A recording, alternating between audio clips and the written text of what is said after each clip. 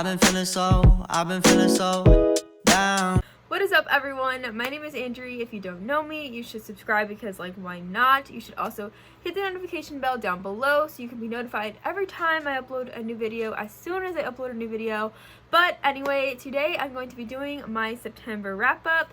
This month I read 6 books, and I think like 3 of them were 5 stars, so I had a pretty good reading month, and I'm excited to share with you guys what I read. This month I was participating in the Stranger Things readathon. I did really bad on like updating what books I was reading. I was on the team Eagle's Nest. I really loved that readathon. It was a lot of fun, and thanks to all of the hosts of that, this month was great because I got to participate in that.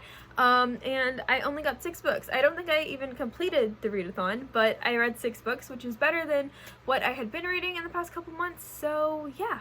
The first book that I completed was Blood and Honey by Shelby Mahurin. This is the sequel to Serpent and Dove. Probably have heard me talk about this book. You probably know what it's about. I'm not going to really go into it, but I gave this book 5 out of 5 stars. I also have a full in-depth non-spoiler and spoiler review on this one.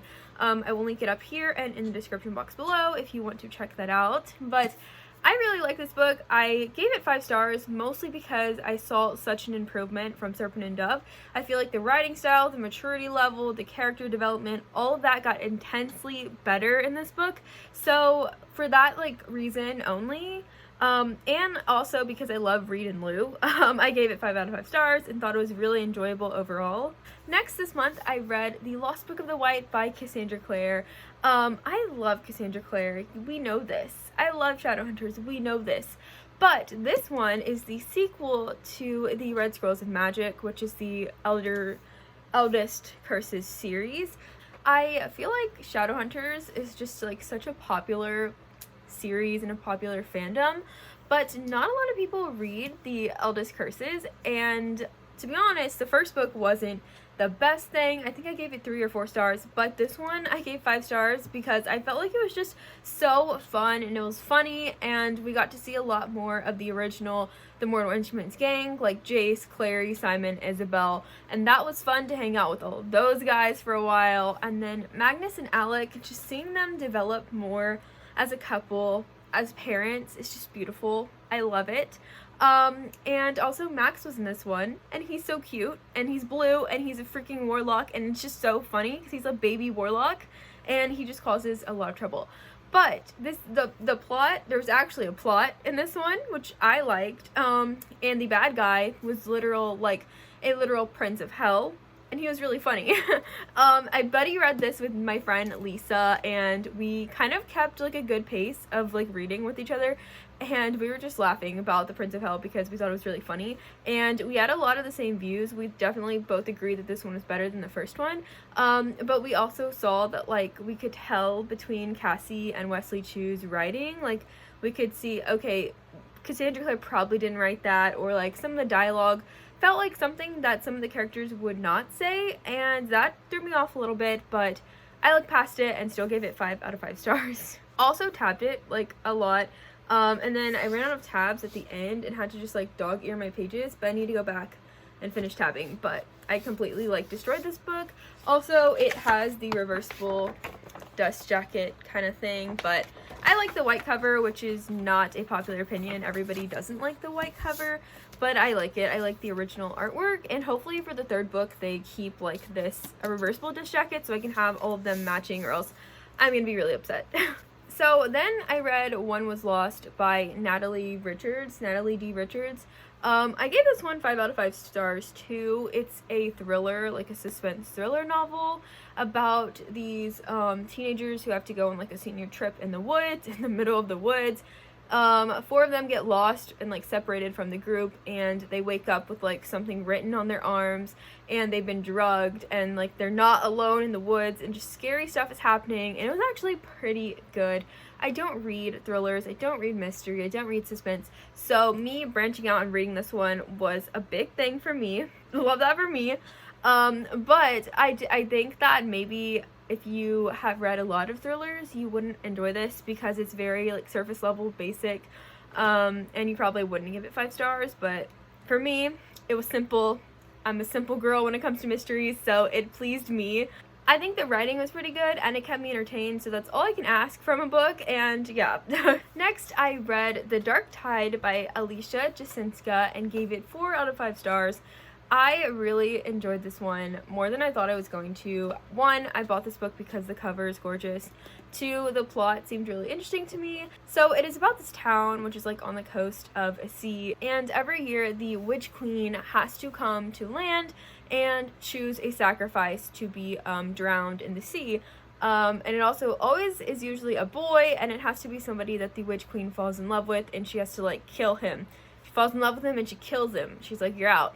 And so our main character, Lena, has a brother named Finley who is a little shit and decides that he's gonna go to the party and like be out there amongst the witches as they're trying to choose the boy to take and kill. And of course Lena is like trying to get him to not be taken and to not be chosen. And so to protect Finley, she gets the help of the boy she has the hugest crush on. She's like in love with him. His name is Thomas. She gets him to help her because Thomas is the only one that has ever defeated the Witch Queen, who has ever gotten away and escaped and not died. So she's like, I need you to help me find my brother. Things ensue, all this whatever, and the Witch Queen is like, you know what, I'm not gonna take your brother Finley, like it's fine, you can have him, but I'm gonna take Thomas and I'm gonna try to kill him again. And so Lena is still like, oh shit, I love him, you can't take that boy either. They just want all of Lena's boys. But everything that happens after that is really entertaining, and there was a big twist. I didn't see it coming. I didn't know the book was gonna be what it was. I don't want to say anymore. I don't want to spoil because I didn't know this, so I don't want to tell you guys. But just read it. It was actually really good, and I hope there's a sequel because there needs to be a sequel. Like, there needs to be a sequel so bad. Okay.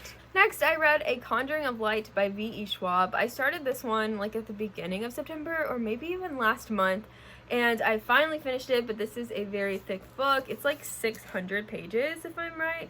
Yeah, like 600.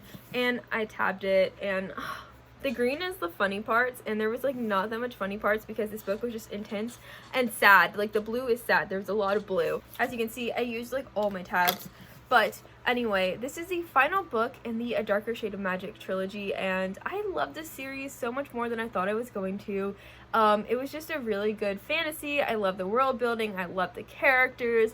I love where the story went. I did have one complaint about this book, which is why I deducted it like a star. I felt like it was a bit slower paced and that she could have taken out some parts. Also, the POVs are just weird. Like, they're switched all over the place, and the main characters are Kel and Lila, but you don't get like their POVs that much. So it's confusing to me because you can tell they're the main characters, but we don't always get their POV, and then you get everybody else's, and it was just kind of like that thing where I didn't care about the sub-characters, so I didn't see why we needed their POVs that much. But besides that, it was still an entertaining read, still very high up there on one of my all-time favorite series, because it was definitely a fantasy that I have been missing out on. So if you haven't read A Darker Shade of Magic, you should definitely try it. Also, it's adult fantasy, it's not young adult. I made that mistake in my last video when I talked about it and called it young adult, but it's not. I'm sorry. I make a mistake. But yeah, Kel and Lila have my heart because I just love them. Finally, we have the book that I am currently reading, and I need to finish it today. That is Lobizona by Romina Garber. I am trying. I'm like that much. I'm not far at all. I'm really trying, you guys. I need to finish it by today, and I just don't think that's gonna happen. Like, I don't know. This cover is gorgeous. Like, the premise is so interesting. It's about this girl who is like an undocumented immigrant, and her family has this big secret. She's also like a werewolf, big secret. And then her dad's side of the family comes after her, and she has to run away while she's also running away from ICE and all this stuff. And it seems really good, but it did not grab me from the beginning. Like, let's see, I'm about 60 pages in exactly, and it still hasn't hooked me. I'm still not really connected to the main character. It's written in first person. I don't really like first person, so that may be a contributing factor to the reason why I'm not liking it. But it's just not enjoyable for me yet, and if I don't finish it by today, I might have to DNF, and when I DNF things, I usually don't go back to them, because if I couldn't get through it the first time, I don't know if I'm going to get through it the second time, or if I even care. but hopefully I can still push through and finish it today and find some time to do that. If not, she's just gonna go and I'll just move on to the next book. It's fine. Maybe it's not for me, but hopefully I can, because I do want to love this book. So if you've read this, please tell me and give me the motivation to finish it, because I would really like to finish it. Currently it's sitting at about a 3 stars for me because, like I said, I'm just not enjoying it, but there's still room for improvement. There's still room for me to not like it, so we'll see how that goes. So that is all the books that I have for this September wrap up. I hope you enjoyed this video. Let me know down below what your favorite read of September was. I think mine would have to be The Lost Book of White, because it just actually blew my mind and I loved it so much. Or Blood and Honey, I don't know. But that's all I have to say for this video. So I hope you liked this video. Hope you liked this video down below, and I'll see you guys in the next one. Bye!